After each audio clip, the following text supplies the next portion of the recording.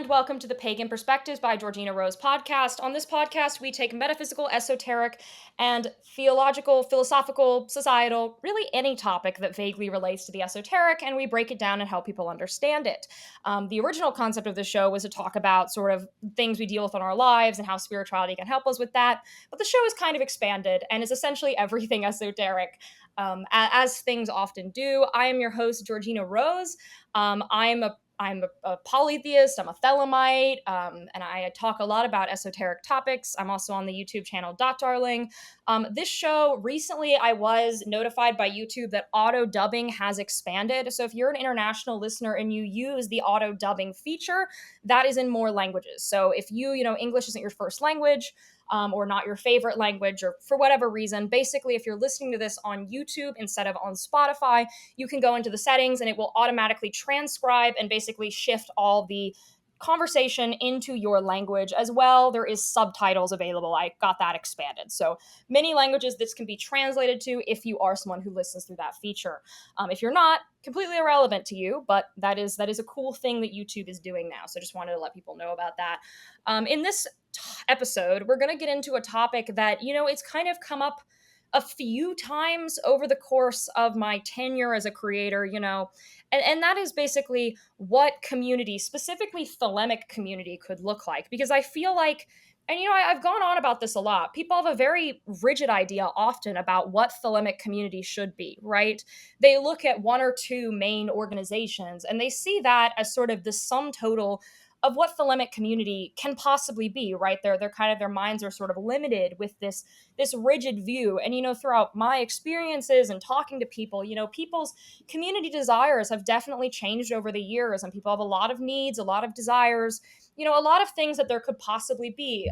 So this conversation, I'm bringing on a guest who is, a very experienced practitioner, someone who definitely does a lot of good work, who's been around for longer than me, I'm pretty sure too, to talk about what that community could look like, discuss ideas, discuss possibilities, explore what events people might want to see and what the future of community could look like. Because, when I think about community, I see so many possibilities that could exist, right? I want people to innovate and come up with new ideas and new potentials, right? I always want, for me, I want Thelema to expand and grow and sort of evolve. That's always kind of been my position, as much as some people feel weird about that or have a problem with it. That is kind of how I feel.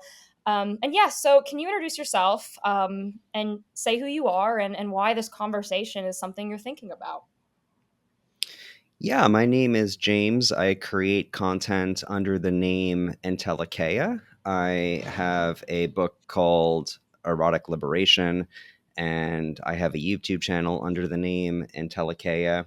I'm mostly interested in exploring topics related to personal transformation, power, and spiritual ethics.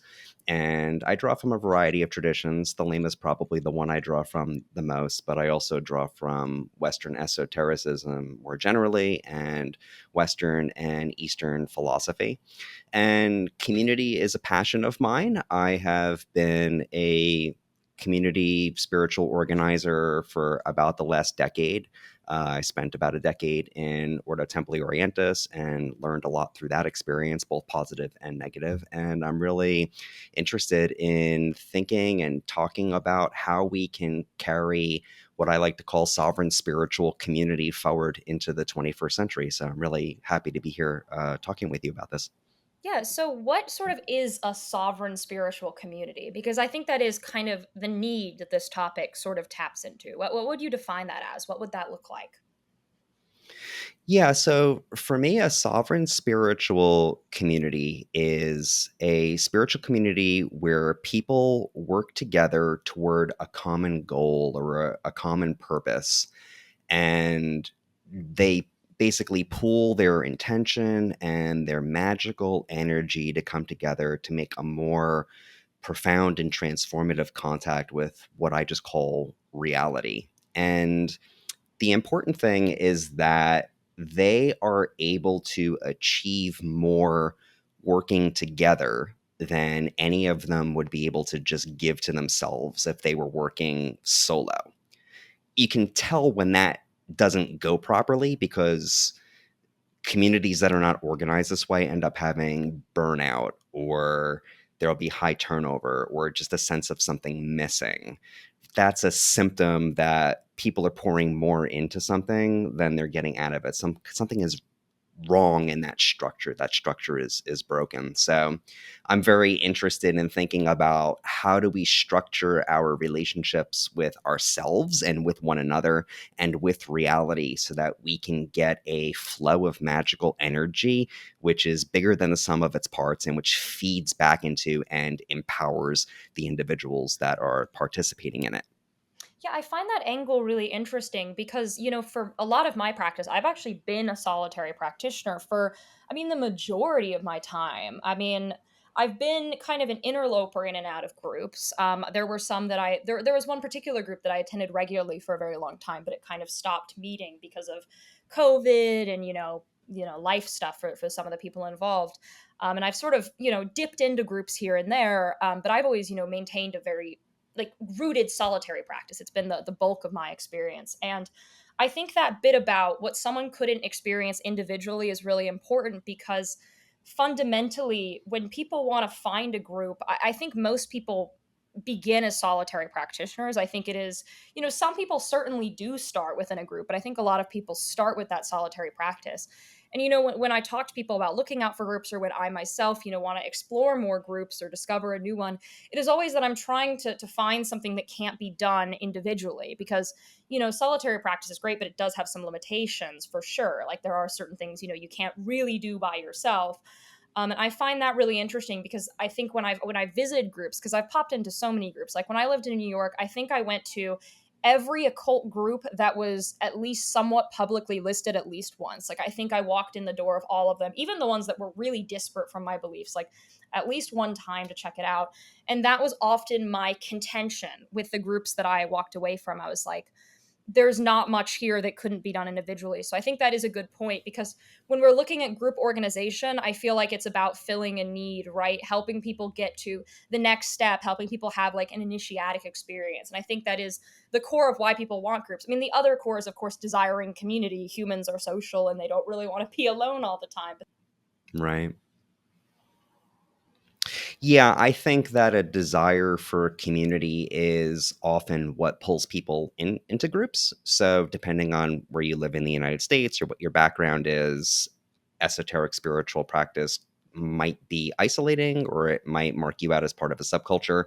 And so I think that's probably one of the first things that brings people in. But I think that in order for it to be really compelling in the long run, it has to accomplish something, like you said, that you're not able to just do for yourself. Because when you don't have that kind of higher collective sense of purpose, let's be honest, dealing with other people can be a massive pain in the ass. And it's always going to be a real pain in the ass. And so there really has to be some kind of trade off for it. Otherwise, people would just never get in, people won't stay involved in groups for the long run. So there really has to be some kind of transcendent good. There has to be something that the group is doing together, or some kind of reality that our joint effort is putting us in contact with, that we either wouldn't be able to do it, or it wouldn't be as easy if we weren't working together. And so that's kind of the anchor point for me in terms of how I think about structuring these communities.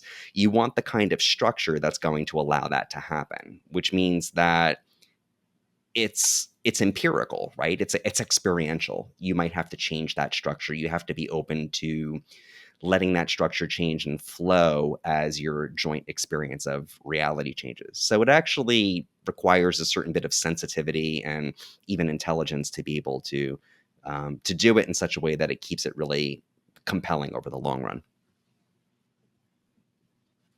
Higher purpose thing. I think in general, one of the biggest problems people have with esotericism or when they get into esotericism is not like having a grounding principle, having a grounding goal, right? I think people need an actual goal, or it's not really going to lead anywhere. I think that people need to find some sort of purpose, aim, and that's why traditions are so useful, right? That's why, they have so much potential and importance.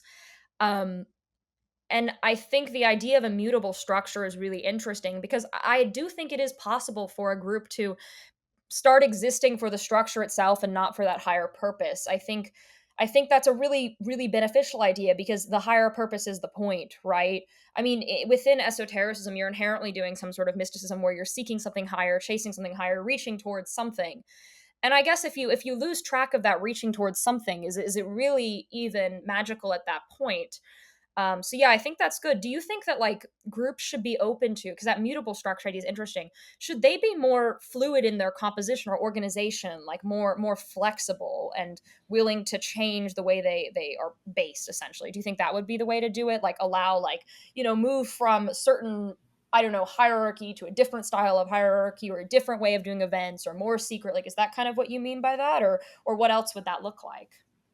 Yeah, that's a great question. And I think that's really that question is really at the cutting edge, I think, of what communities are trying to explore right now. So I think that structure has to be thought of in a few different ways. So one of them is, like you said, what's the higher purpose? What are we exist for? What are we coming together for? Every other Thursday night. I don't mean necessarily like what rituals you're going to do. I mean, like, what is the ritual supposed to put you in contact with? And that has to be something that should be making people more themselves, not less than what they are. And that's like the sovereignty part of the spiritual community. I think another consideration is that the structure that you have in place really has to protect the aliveness of people. People should feel like they can bring their whole selves into it and not leave themselves at the door. That means having reasonable structure and around group and collective behavior, the power of people to come in and say no, or say I don't feel comfortable with this, or I have a problem with this. And that's something that's going to depend also on the composition of the people. And to speak to what you said a moment ago about hierarchy and power is at play whenever you get more than one person in a room. It's just a fact. And I think that trying to deny the existence of power is a lot more dangerous than trying to face it head on. And I think that you need to have, like, one of the most important structures that has to be in place is an adaptation toward thinking about character. I think character is often the missing piece in a lot of communities, and being able to tell what a person's character is like and picking up on things like red flags, because everybody knows red flags in retrospect, right? So it's really just a question of learning to, trust your intuition about people. And so I think that the structures that you have to have in place have to adapt to those realities, the reality of shifting power, the reality of aliveness and things like personal boundaries, and it has to be alive to that sense of purpose and what is going to allow us as a group to remain in contact with that and to experience the mystery at the heart of reality. Yeah, I think that point about hierarchy inherently existing is a good one because I think this conversation can very quickly turn into kind of like an argument of like whether there should be hierarchical groups, right? Like should that exist? Should people have degrees or should that not exist, right? Should there be absolutely no sense of power? We're not giving anyone a special title. We're all just meeting together. Kind of those two schools of thought. And I think that conversation, like it can be more complicated than that, even in those spaces where people do, because there are groups without ranking title, right? Those groups are out there. Even within those, there is kind of always a person who becomes the de facto leader simply by virtue of them running things and organizing things. It's kind of impossible to truly pull that out. And of course, yeah, with the less structure you have in a group, the less you can do to deal with the people problems. Because the thing is, like, anytime you start any group, even on like a tiny scale, right? Like even if you're working with multiple people on a project, right? That the people problems emerge. That's just inevitable. There's no group, formal or informal, right? Even if you just have a group of friends you do rituals with regularly, you know what I mean? All of that can happen. And there does need to be some sort of structure in place for that. Because I know often the fallouts esoterically that can be the worst are people who are doing rituals with their friends and not even, considering that a group, Right. So it is there definitely needs to be something in place, some sort of structure of some sort. But I mean, what that can look like, I think, is quite adaptable, really. Yeah, working with friends can actually be one of the hardest things that you can possibly do, and I can say this from experience, especially trying to run a spiritual or religious community with people who are friends, because so much operates on the level of assumption. And when you have a lot of assumptions in place, a lot of things can slide around on bullshit. And I think that what you really want to have in place, I think one of the things that you want to decide fairly early on with any group work is how are we going to deal with problems as they come up, because there's always going to be problems. Like, for example, like, how do we decide what's going to be our process that we have in place if we want to add somebody to the group? This is a perennial problem, right? Because you have a friend that you want to bring into this, and I've kind of hung out with them before, and I don't really care for them, right? They have some obnoxious habit that I don't like, and so that could very quickly lead into a conflict, right? Or let's say that I do something in a ritual or in a group setting that unnerves you, but since we don't really have any kind of hierarchy in place, right? Who do you bring that complaint to exactly to, to deal with it? How are we going to deal with that? So, when even when you're operating in like a really small group, I mean, for that matter, like even, in like a romantic relationship for a couple, you need to have certain agreements in place for like, okay, how do we keep each other safe? How do we bring problems to each other? How do we speak to one another? How do we work through things? Right. So, I think the same thing applies for a group of any size, whether it's a couple or three people or 30 people, or for that matter, a country. You have to have some kind of process in place for how are we going to address problems as they arise. It doesn't have to be super complicated.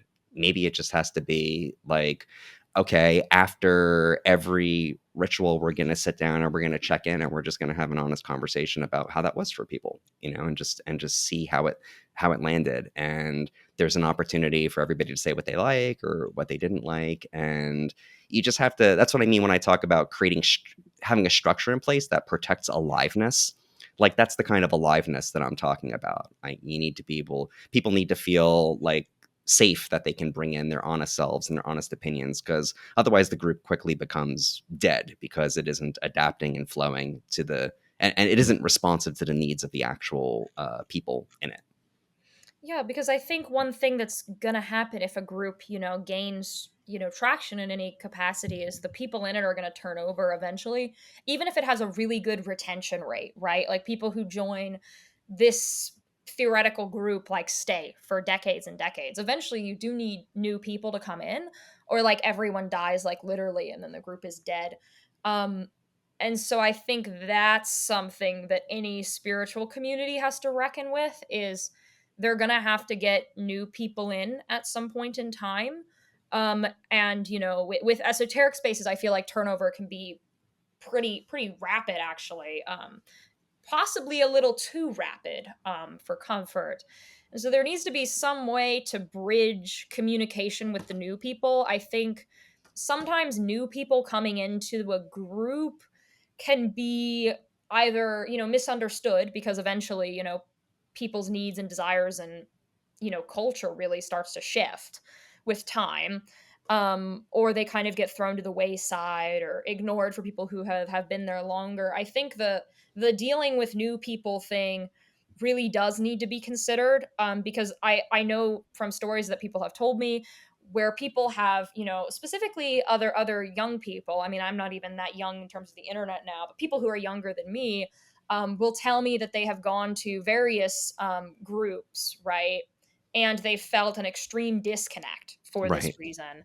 That's a very common complaint that I'm told from people, really about every occult group you can imagine. I've heard someone mention it with them. Like I've heard it a lot about Wiccans, I've heard it about certain Thelemic groups, I've heard it about the AMORC, I've heard it about Freemasonry, which is kind of tangentially related, but sort of. I think the changing landscape and needs of new people is also a big problem any spiritual community will run against, because you know what I'm saying, talking to someone from essentially a different age group is essentially a different culture after a certain point. And so that needs to have some sort of plan in place, or groups will literally die, like quite literally. Yeah, what I have seen happen, and my context is largely in Ordo Templi Orientis, where I was for a year, is that these local bodies would sort of grow up and develop around like a really tightly knit group of people, some of whom had been there for decades. And what would happen is that people would try to come into that, and it's just like you're encountering an impenetrable organism, basically. Like it's like trying to join a family at that point. You don't just join a family. It's not how it works. So it's inherently off-putting. The way that I tried to remedy this, and I think we had a certain degree of success with it when I was a local body master in OTO, was that we put a lot of energy into things like onboarding. Like it sounds kind of corporate, but like just explaining to people like, okay, this is what we're here to do. This is the stated purpose of the organization. This is how it works. This is the system of rewards and punishments. These are your rights. And people found that to be really empowering. New people liked to know, like, okay, here's how I work the system, right?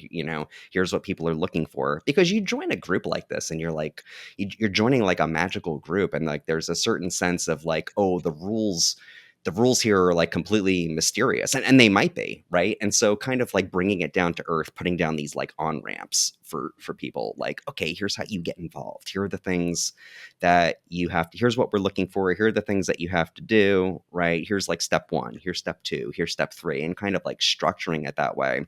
Now, if you're in like a much smaller group, you're not going to have or need anything quite that elaborate, but the principle is still the same, right? You're still getting together for some particular purpose. You still have rules, maybe not rights per se, but boundaries, right? Things that people can and can't do. People have to be protected in certain ways. And you want there to be paths for people to eventually take over jobs and take over leadership. If you have particular individuals who are tied to particular positions, such as priest or priestess, or whatever it has to be, that's really off-putting. You're not going to end up with a lot of diversity of perspectives. Having that sense of fluidity, training people up, making it look like, having it resemble a meritocracy at least a little bit, definitely helps. People like that. And so yeah, I think that's a model that is much more likely to be inviting to new people in general, and probably to young people in particular who are there to learn, right? And that's like the most exciting thing you can possibly do in these groups. Yeah, because I think when I've gone to many groups, and I mean most of the people who I talk to are younger and newer practitioners. Those are tend to be the people who gravitate more towards what I do. um, they are often the people who are the most excited, right? They're the Right. most motivated people. I actually love talking to beginners. They're probably my favorite people to talk to, Same because here. they're so motivated, right? They're so excited. And they want to do so much. Like you can recommend, rituals to them, and they will do every single one. They'll never miss a beat, right? I really do feel like the newer practitioners are kind of like the hardest workers in the esoteric community, and I think we need to find a way to encourage people to keep doing that. Because some people, they get so excited early on and they kind of burn themselves out really fast. And I think in my dream group, if I were to mentally create like my dream community, I would want one that kind of keeps people with that new curiosity as long as possible and encourages people to actually continue to see themselves as somewhat of a beginner, not in a way that's lying to them, but like not like manipulative, to be clear, but by remembering that there is more to be done. Because I think when people start conceiving of themselves as I am advanced, I've mastered it all, they lose that excitement and they actually start spiritually regressing really, really fast. I think everyone kind of needs to think of themselves as a student forever, in a sense, in order to keep doing the personal work. And if I were to conceptualize of a group, I'd want one that basically finds some way to hold on to that excitement that new people have and keep people remembering there's more to discover, there's more to learn, right? There's so many mysteries, there's so many rituals you can do, right? Like capture that and pull it forward. And I think, it's an idea in my head, of course, but logistically that's hard to do. And if someone could figure that out, anyone listening, figure that out for me, please, and make that happen, because that would be really amazing. It'd be a logistical challenge, of course, though. I think there's a reason why that's hard to do. I second all of that. It's really amazing. I was in OTO for over a decade, and even at the end, I was still learning stuff constantly. I was just amazed, like almost every other week at something that I was learning that was in the writings of Aleister Crowley, or even this ritual that we did over and over again, the Gnostic Mass. I was always discovering new dimensions of it that I didn't know were there. And I couldn't really understand how it was that so many people already knew everything. I just couldn't get it. There were so many people I knew in OTO that just knew every last goddamn thing. And like you, I loved talking to the new people who came in. They were so open-minded, they were so curious. They had questions. Oh my god, I love questions because I'm always asking questions, and so people would pose questions to me, and I'd have to stop and often, think about it and give a response to it. And the deepest questions I had were, or sorry, deepest conversations I always had were with new people. And I don't know what keeps people in that state. For me, I think I'm a naturally very intellectual, very curious person, and so maybe that's part of it.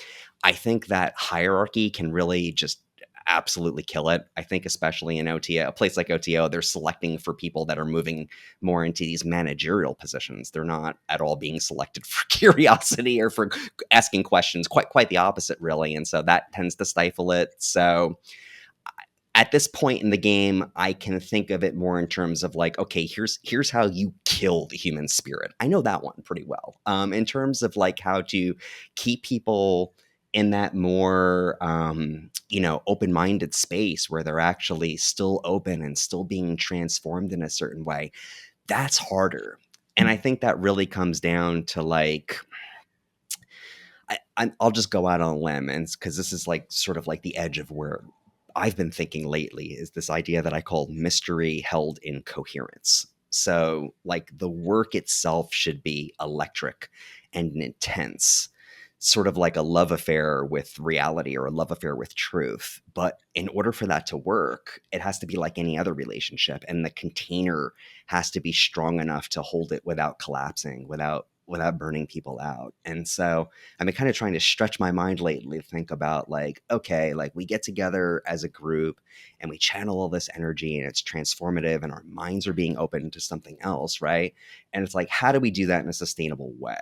And I think that's really the cutting edge of like what a magical community should be about. Like that's where that sense of purpose leads. That's where that sense of structure leads. That's where intelligence around power and community leads, is that you want to get into that kind of co-relationship with people where it's electric and intense, and we're able to like hold it and direct it, and people are transforming and discovering a sense of authenticity and purpose in their own lives with it. And but it's very delicate. It can either it's easy for the structure to kill that, and it's easy to not have enough structure in place that it just kind of cooks people and burns people out. And so that's sort of like the cutting edge of where I am. It's like, how do you strike that balance? Yeah, because without any structure, you're not doing the continued effort or work even to keep that curiosity going. Like if you're not doing ritual very regularly, you're not going to be discovering new things. I'm very much of the school of thought, though, that experience in ritual is the greatest teacher.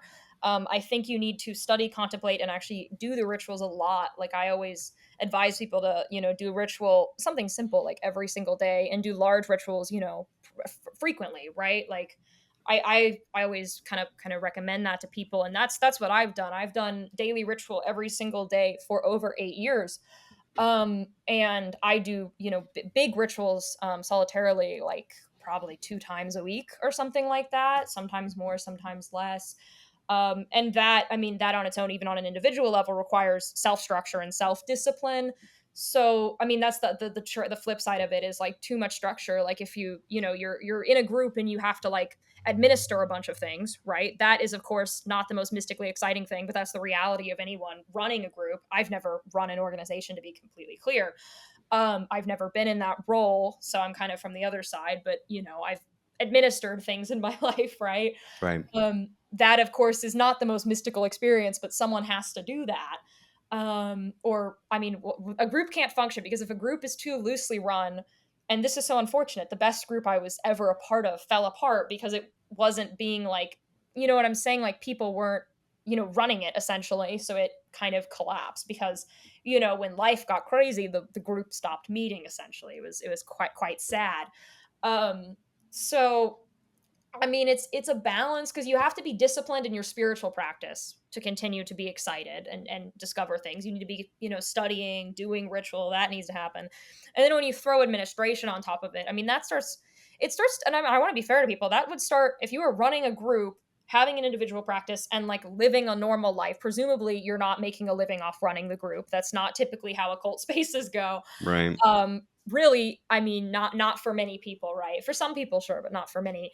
That kind of becomes a bit of a huge amount of life that they would have to devote to it. That becomes, I mean, kind of a logistics nightmare. And so I'm not entirely sure how exactly that would be fixed for someone. That's kind of a problem. But yeah, I mean, I guess you need structure to keep people doing things and to keep the group existing, right? Because the ideal occult group would exist for a long time. It wouldn't be like a group that's incredible for 2 years and then disappears, right? Right. So I don't know. I mean, it definitely starts getting complicated when you consider the administrative thing because somebody has to be an administrator. And likely the people who are the best administrators might not be the best, mystical people in the group. I mean, maybe those overlap in some cases, but I wouldn't think they always would. So I guess it does become really tricky really fast.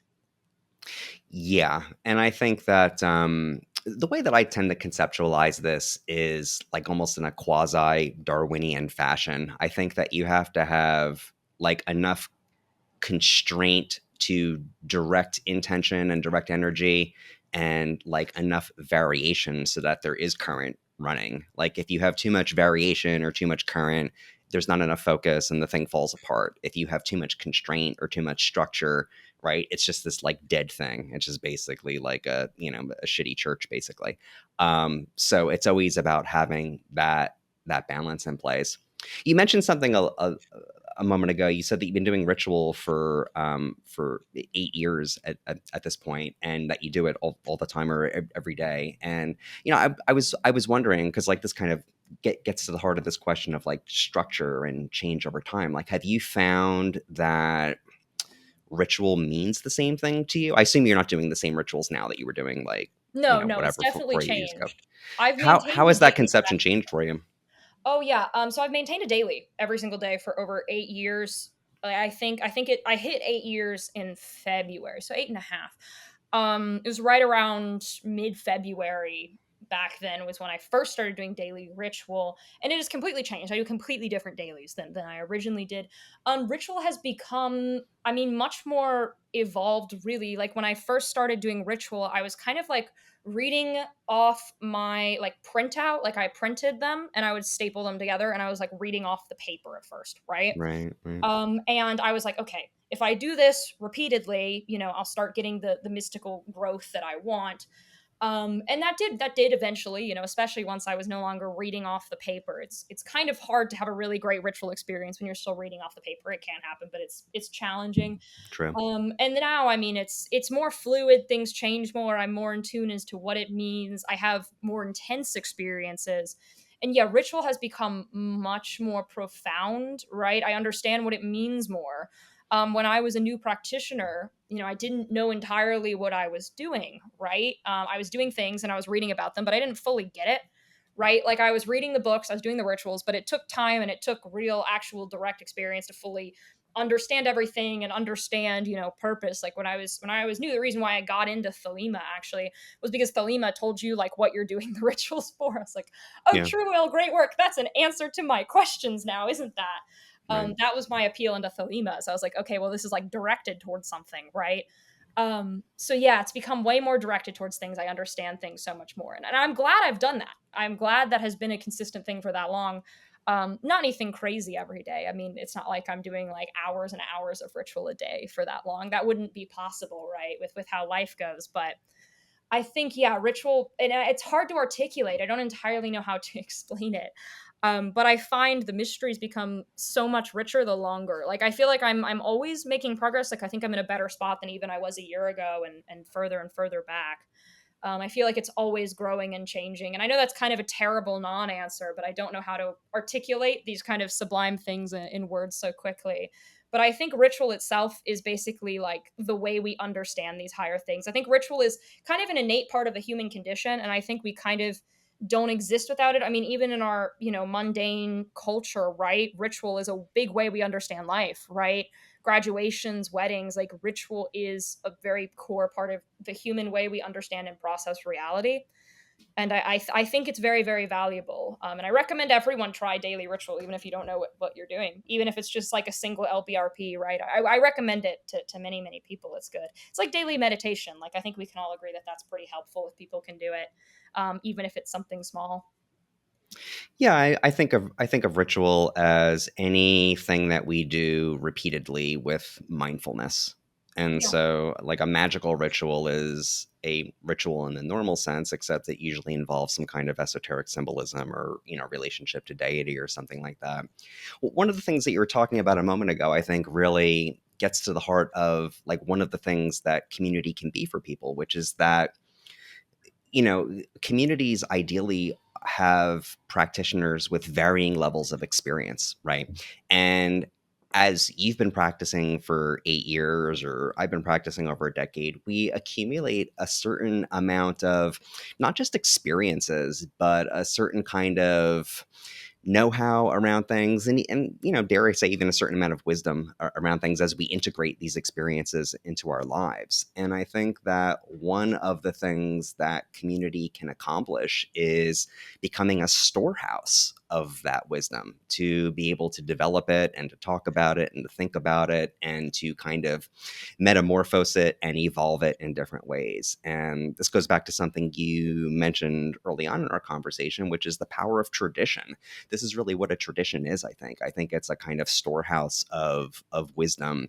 It's not the actual experiences themselves. The experiences themselves, like you said, are sublime, but there's like this aspect of like integration or maturation, or maybe fermentation could even be a metaphor that occurs over time, like certain notes that come out of a particular kind of awakening, almost like a bouquet or a flavor or something over time, and having those conversations, with people of varying levels of experience in the room, I think is another it's another treasure of a really healthy spiritual community. It's kind of rare because I think you need, like I said, a tradition in place, not just a community. You need a tradition in place to start to do that. But that is one of the potential gifts that could come out of this.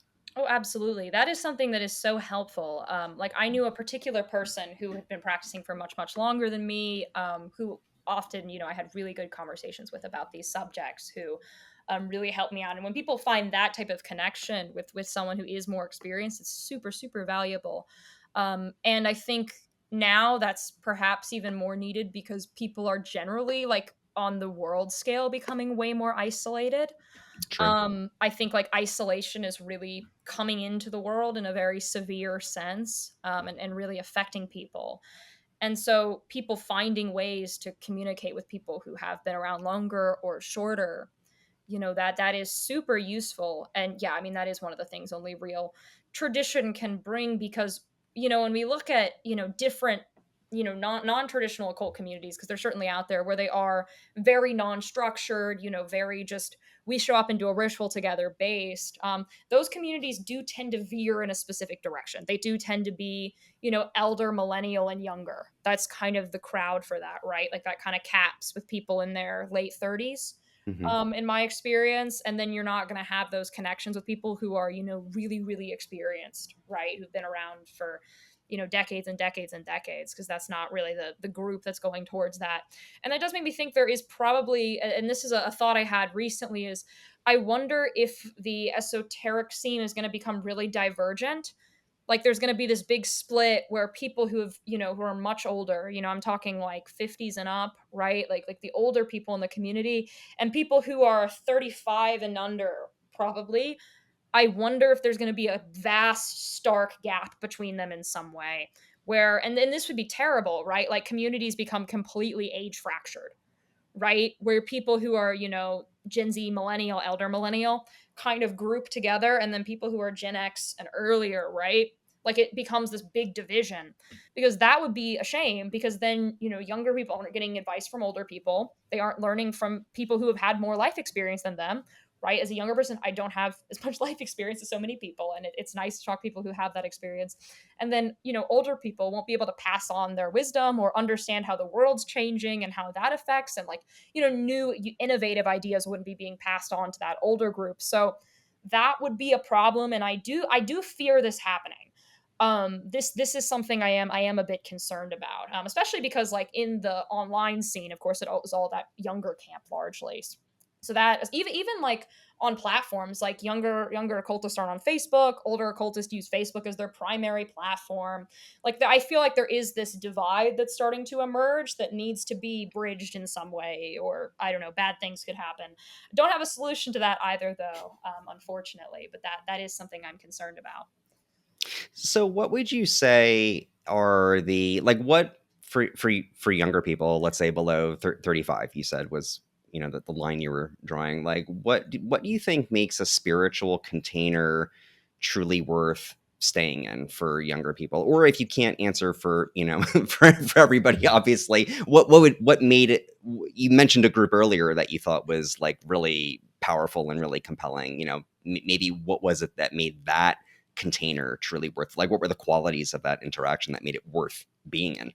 Yeah, that specific container really did draw me in, because the rituals themselves, it was structured in a very interesting way, where it would work. It worked actually a lot with the Greek magical papyri, that specific group. And the rituals themselves, how they would structure it, it was a really good structure. It's a real shame this group doesn't exist anymore. Like they literally don't exist. We would get together and we would do like a complicated ceremonial magic ritual as a group, and anyone could come in. It wasn't restricted. Like you could just show up, right? And it was in the evenings on weekends typically, and people would do, and it would vary a bit. There was a lot of rotating material actually, to the point where it did at some points lack a focus. That's the big criticism of it. It was very open ended. We would do ceremonial magic, a lot PG. It was very, very PGM heavy, but it did do some other things. And it was, based around the seasons and the current astrology transits, like basically basing things around what was currently happening. And how they would do it is they would have one or two people basically leading the rituals, and they would give everyone these papers that had the full text of the ritual with little explanations of what it meant, and there would be sections where everyone would join in that were written in, kind of like if you go to a Gnostic mass, how they have that paper pamphlet they give you. But it Sure. was very long. It had the full ritual on it, and they, as you went through, would actually kind of guide people through sections. So they would be like, okay, well, this square means this, and then afterwards they would talk about it, and everyone would have social time, and they'd discuss what the ritual meant, and people would share their like they would ask like people in the circle, like, okay, what was your experience? What did you have happen, right? And things. It was very, very communal. And it was really interesting because it was actually pretty complex ritual material that they were basically explaining as they went through. And it would rotate a lot. They would do quite variance in what was happening. But I went to this group super, super regularly. It was a really, really incredible community. But it fell apart because of essentially like COVID, and then, certain life stuff with the main people running it. It wasn't like a group you could join. There was no membership per se, but the Yeah. same people showed up every time anyways. But yeah, I mean, there were certainly some lack of structure issues with this group. Like, it was a beautiful group. Everything they did was great. There were some structure issues where there was perhaps too little structure, but that format was great because they would do the rituals, and they would, as they're going through it, help people understand what was happening, and then give people a lot of context afterwards. And you could like take that paper home with you, right? And it would, you could, use the same invocation or whatever. I really liked that, because I liked the open-ended quality of it, and I liked that, I was a newer practitioner when I was attending this group. Like, we're not newer, like newer to being with people, right? So, not as experienced as I am now. And I learned a lot from that community in particular, but that community also did veer younger. It was younger leaning for sure. It was yeah, like led by some people who were like older millennials were the people in charge. Um, and yeah, I mean, communities like that I think are really cool. The problem is those type of communities don't often have staying power. That's the real issue with groups like that, is they don't tend to, you know what I'm saying? When you're less structured, your longevity is kind of a bit weaker. So that was a really cool experience. It was, the way that it felt deeply communal, because like everyone was kind of viewed on the same plane. You didn't feel like you were beneath other people you were around, which sometimes you can feel like in an occult space, and Oh that yeah. doesn't make you feel great, right? Like you don't want to feel like you're being like I was like, I think I was like 18 or so, 18, 19 when I was going to this group, and like I didn't feel like they were treating me like I was like a child idiot or something, which doesn't feel great. Of course, I'm, mid 20s now, but I feel like treating people pretty equally feels pretty good, making everyone feel like, their questions are being answered, everyone being brought in. And I liked how social it was afterwards. Like it wasn't like, and there's other groups that do this too. I think all groups should have some sort of social time after ritual. I think that's great. Every community I've done that has gone to that have done this, I've always really appreciated it. Where you can actually socialize with people and people actually talk to you. You want people to approach you. I think the worst thing going into a group that you can see, well, besides like just generally disliking the group, like I've gone to some groups and I've been like, oh my God, this is not for me. This is like a love and light new age space, not for me. But if Right. it's not that type of reaction where I'm like, okay, this is literally the wrong spiritual space for me, it's, and other people I've talked to have said the exact same thing. This isn't just me talking about what I want, is feeling like you're an outsider, even if, of course, you literally are an outsider. You might not be a member of a group, but you want to feel like you're part of it already, even if you're not in it. Does that make any sense? I think that feeling's important. Yeah, what I'm hearing from what you're saying is that this group had you were working with material that was in a way kind of challenging, right? I wouldn't necessarily consider PGM to be something like, if somebody had never done magic before, like just go here, just hand them a copy of the Bet's book and just, send them off on their merry way. So there's a kind of like there's something like cool and challenging there, but it's being presented in a way that's accessible, right? That people can walk in and it's like, here's a way to actually, access this. Nobody's gatekeeping it, right? They're like given a way into it.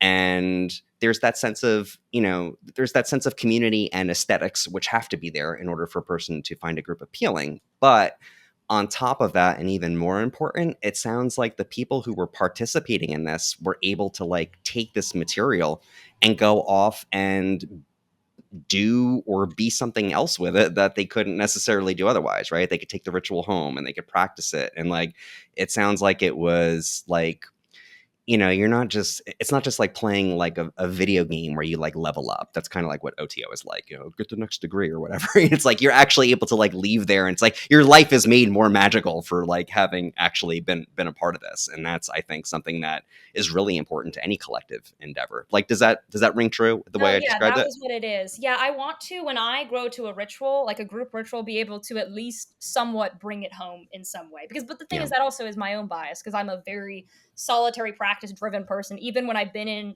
situations where I'm going to a group ritual every single week, I still feel like my solitary practice has kind of been the dominant force, which is, I don't know if that's atypical. I don't know if that means there's something strange with me, but I think that is important in some way, or at least like you can take the principles home with you, or something you learned in a ritual, right? Like something that you experience that you can apply. Because I think where spiritual community becomes the most rewarding is when you see it actually change you in some way, Totally. right? Like it's not just something like cool you're witnessing. Because I remember I've gone to some rituals where it's been like super cool, right? Or I've been like, oh my god, this is like really really incredible, but like I haven't been able to really take anything from it, and like would still go, but that's not exactly the same. And I think yeah, people want to be changed by the groups they're in. It is the crux of it. And I mean, some of that is self-motivation, right? Like you could have like the perfect group, and like if someone's just like there to sit there and drink wine after the ritual, like they're never going to be transformed, right? I don't think any group can solve for that issue.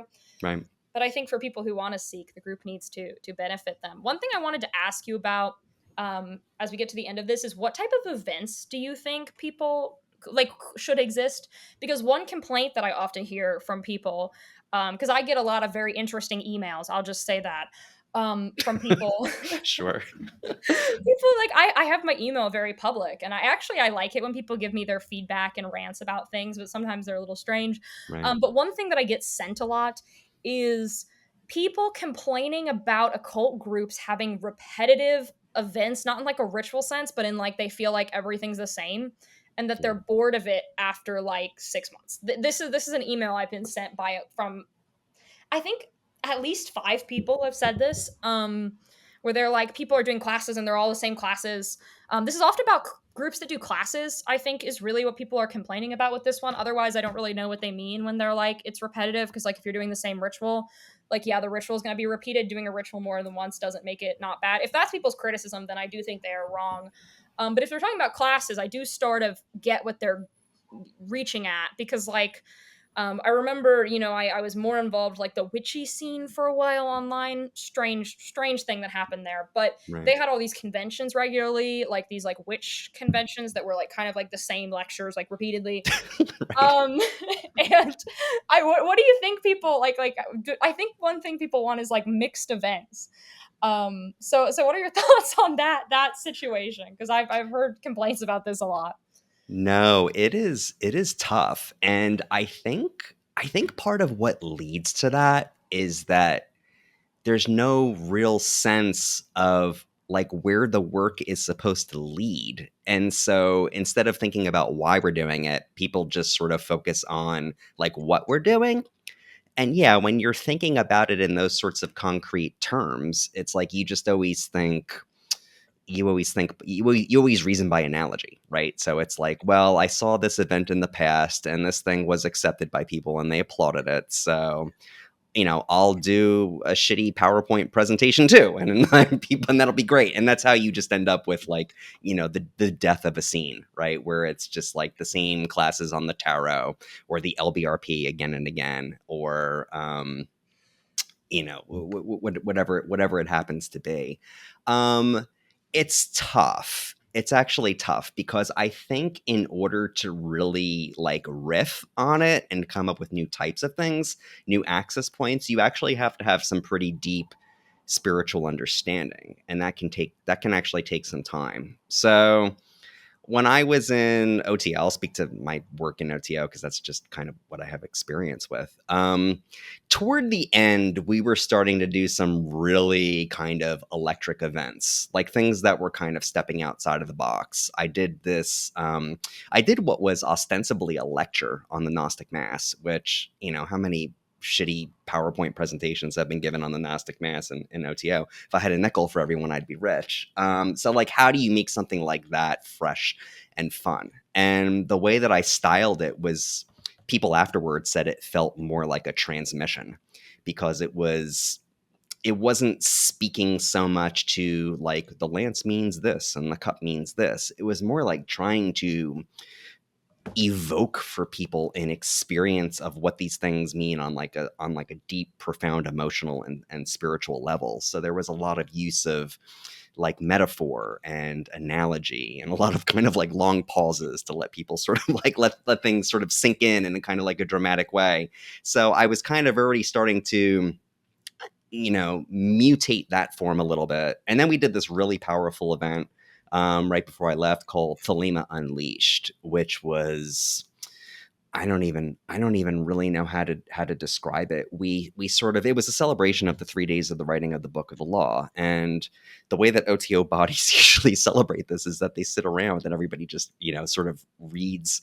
You go round robin and everybody reads a verse from the Book of the Law, which is like, it feels like just one of the most boring, unthelemic things you could possibly do. But so what we did was I took like the stele and the Book of the Law, and we created this sort of like weird altar with like all these like plants and like flowers on it. It was springtime, and just made this thing that just like it felt wild. Like it kind of brought this sense of like just wildness and something sort of like just about to be unhinged kind of go, because that's kind of like what the Book of the Law is like. If you've ever Yeah. meditated on it, it's like you're right on the edge. It's like it's just kind of barely, the container is just barely holding. And we just kind of like, we delivered lines from the Book of the Law, but like in a way that was very intense. And we turned like the revelation of the Book of the Law like into an actual revelation, where we like pull the curtains back and it's like sitting on this weird altar with the stele of revealing. And it's like, it's the same stuff you're used to looking at, but it's in like a totally different context. So you're not expecting it. And Then we did this like ritual at the end where everybody came up and received the mark of the beast on their forehead with Yeah. ashes made from burned copies of the Bible and the Bhagavad Gita and the sutras and stuff, and the Quran. And so like we just kind of like turned up the volume on it and like did something which was like totally different in form, but like embodied the spirit. Yeah. And for me, that's kind of like what Thelemic spirituality sort of aims at. It's like there's this powerful, like dynamic divine energy at the core of reality that just takes on like a multiplicity of different forms. And it's like, but in order to do that, you gotta like it takes time to like kind of get intimacy with that spirit. I Yeah. don't know. There's no like formula to give people. Anyway, really long-winded answer to your question, but that was from my experience how I ended up doing it. Yeah, I really like that. That was probably really incredible. Actually, one of the best Thelema rituals I've ever been to was a first day of the Book of the Law ritual. That was really, really good. 3 days of writing of the Book of the Law are something that you could really do really cool ritual stuff with. People should do more interesting stuff with it more often, I feel like. Because I mean, sitting in a circle, you can do a lot, you can do much better than that. Even if you just like invoke the three spirits like each day, like that's Right. probably a bit better. Um, but yeah, do you have any sort of? I mean, we're kind of coming up on time, though. I actually, annoyingly, I have like six other points on my outline. So, do you have any important final messages or things you want to say on the topic? Like, what else do you have to say? Do you have any final ideas? I guess that's my way of trying to hit on all the other things that I thought about. That I'm not going to hold you or make the listener sit for like 3 hours of this. Well, we can certainly pick it up again in the future. It's been a very enjoyable conversation. But if I were to leave people with anything, I would say that the future is communities that are built from voltage, not from vows. Places where real magic starts not when you give up your sovereignty or your individuality, but when you keep it and when you connect from that place of discipline and strength. So those are the kinds of communities that I'm interested in building and being a part of. That's a really good final point. And with that, where can people find you? Where do you exist? If people are interested in what you have to say and do, where do you exist? Where are you? Not your current address, but online. Gotcha. Yeah, I mean, the emails, receiving the fun emails can be kind of interesting. I'm not necessarily knocking on my door. Yeah, I have a YouTube channel, Entelecheia. You can find me there. I put out a video once a week. I do about one blog post a week on my website, lapismcurry.org. So I've been doing like one video per week and one blog post per week for a while now. If like you're a Gen Xer, you can go and look me up on my author page on Facebook too. But you can find me mostly on YouTube. Nice. And I am your host, Georgina Rose, or Dot Darling. I'm on the Dot Darling YouTube channel. You're probably listening to this podcast on there. And if you are, you should check out the rest of the channel. If you're listening on Spotify or whatever other podcast platform matters, please leave a review. I post on Substack, which is my blog, twice a month. I post TikToks 4 times a week. Those also go up on YouTube Shorts. I tweet /x/exitor/ whatever on earth we're calling that. Probably most days. That's definitely not my best platform, though. I'm on Instagram, Threads, and of course, I do this podcast. This podcast is supported through Patreon. If you join the Patreon, you get 8 bonus episodes a year that I record on my own. You also get a bonus pre-show along with every single episode. That's about 5 extra minutes that I record. And you get early access to everything. And of course, I myself am supported through Patreon as well, where I give monthly ritual guides. That's 20 pages of original ritual that I've written every single month, an extra video every single month, and I do private calls for people as well. I also do tarot readings and astrology readings. All the booking information is in the show notes or YouTube description. Please have an amazing day wherever you are, whatever time it is, whatever you are, whatever zone you are in. This has been Pagan Perspectives by Georgina Rose, and I hope you have an amazing week. Goodbye.